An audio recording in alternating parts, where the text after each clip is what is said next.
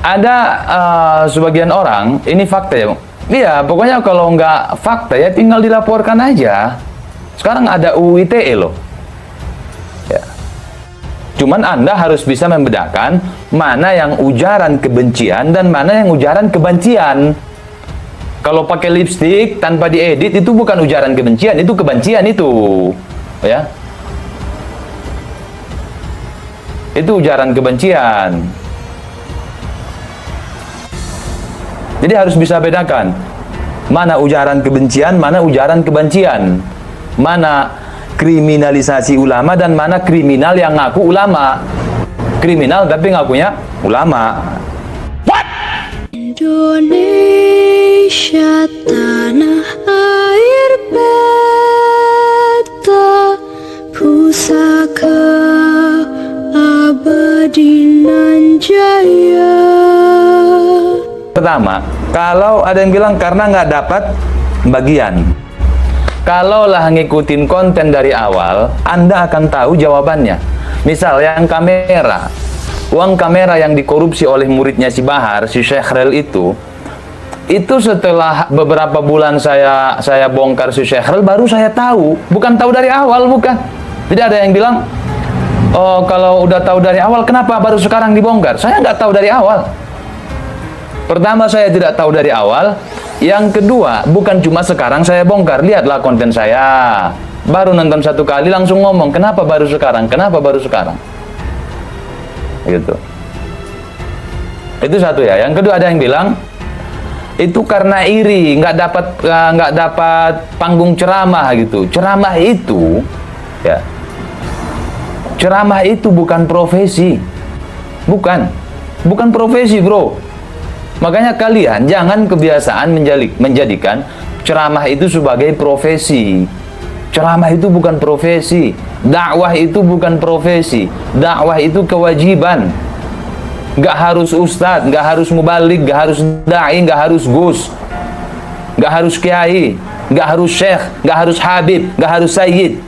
Mereka yang mau coba menyerang saya, yang mengatakan lubis keluar-keluar karena nggak dapat bagian, berarti yang saya omongkan betul dong.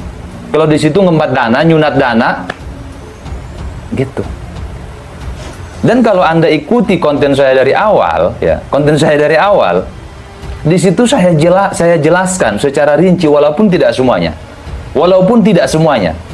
Bahkan sebelum nemuin si Bahar terakhir kali di lapas Gunung Sindur, kita mampir di rumah salah satu teman kita, namanya inisialnya NS ya, Pak NS inisialnya. Dia ngasih amplop ke saya bingung, kok saya dikasih amplop? Ternyata itu udah kebiasaan kalau ada yang katanya Habib datang ke situ ya. Udah kebiasaan lah, tanpa ngomong dikasih gitu. Karena saya bersama si Syekhrel datang ke situ waktu itu, ya. Saya dikasih amplop, dan amplop itu ikhlas saya kasih ke si Bahar. Saya kasih ke si Bahar, saya ikhlas. Ya. Karena apa? Ketika itu, karena kecintaan saya lihat perjuangannya. Saya nggak tahu. Yang saya ketahui saat ini, dipahami ya? Ketika Gus Idris minta saya supaya datang ke acara dia, Tablik Akbar, ketika itu di Tegineneng, di Lampung, si Syekhrel bilang ke saya, kalau tidak 1,5 juta jangan mau, katanya. Si Idris ngasih ke saya 3 juta. Harusnya saya kasih aja 1.500.000 ke si Syekhrel. 1.500.000 saya pegang buat saya pakai, saya makan, saya nikmati. Toh yang ceramah saya kasihkan semuanya. Coba si Syekhrel berani bantah itu enggak kalau yang saya omongin fitnah? Oh itu lubis ngarang, itu mana ada sama Idris segala macam dipakai ceramah diundang. Lihat videonya di channel Gus Idris, itu masih ada. Masih ada. Saya di situ keluar-keluar teriak masih ada. Siap bela ulama. Masih ada. Lihat di channel Gus Idris kalau nggak percaya. Dan semua. Jadi alasan mereka untuk membunuh karakter saya karena saya nggak dapat bagian itu nggak masuk akal. Tidak masuk akal sama sekali, ya. Nggak masuk akal.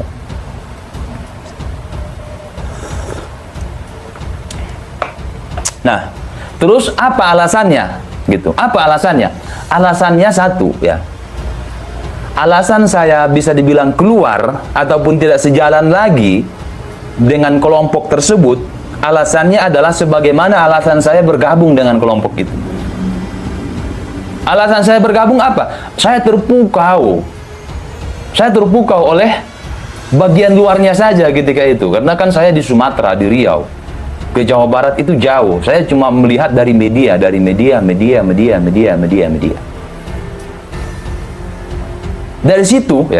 situ saya awalnya tertarik.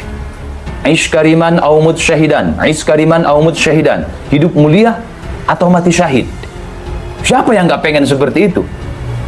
Kalau dia nggak mati, dia masih hidup, hidupnya penuh dengan kemuliaan. Kalau dia mati, matinya syahid, siapa yang nggak pengen?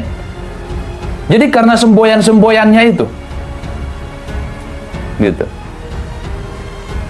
Maka saya bergabung. Jadi saya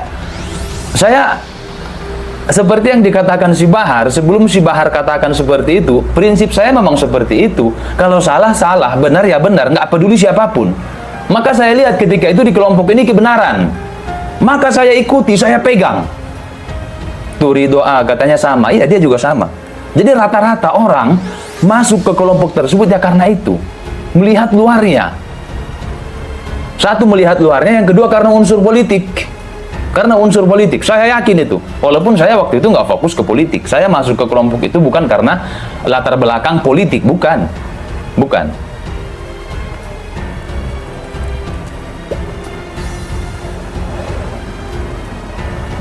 Terpukau dari casing, iya betul, terpukau dari casing. Itu alasan saya, karena saya lihat ini adalah kelompok yang menegakkan amar ma'ruf nahi mungkar. Siapapun orangnya, kalau salah ya salah. Siapapun itu, gitu. Jadi itu yang memotivasi saya.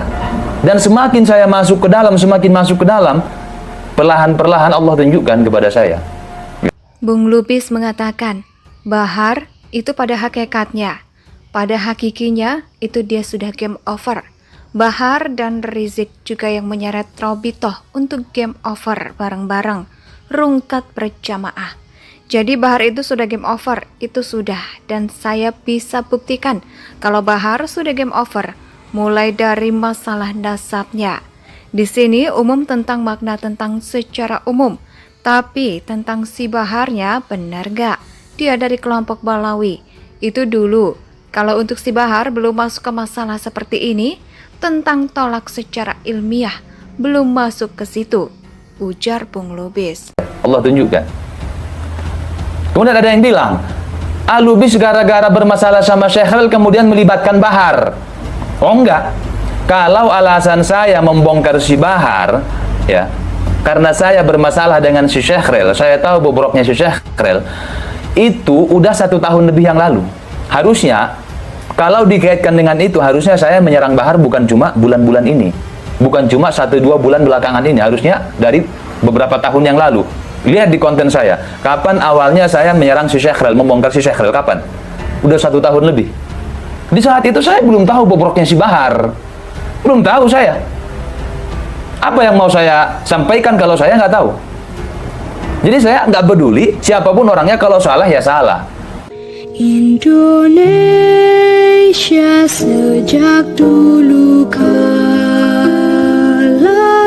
tetap dipuja-puja bangsa.